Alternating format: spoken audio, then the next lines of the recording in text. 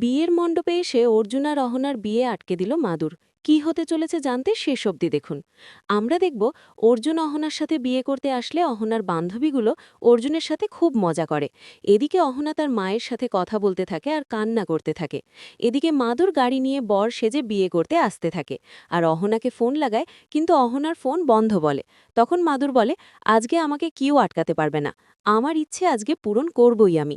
এদিকে অহনা ভাবতে থাকে, মাদুর যদি এখানে চলে আসে কি হবে আজকে। তারপরে দেখব অর্জুন আর অহনার শুভদৃষ্টি হয়, আর ঠিক সেই সময় সেখানে গাড়ি নিয়ে ঢুকে পড়ে মাদুর। আর মাদুরকে দেখে বিয়ের বাড়ির লোকগুলো বলতে থাকে, ভুল করে এখানে চলে আসেনি তো। এরপরে মাদুরকে দেখে সবাই অবাক হয়ে যায়, বিশেষ করে অর্জুনের বাড়ির লোক।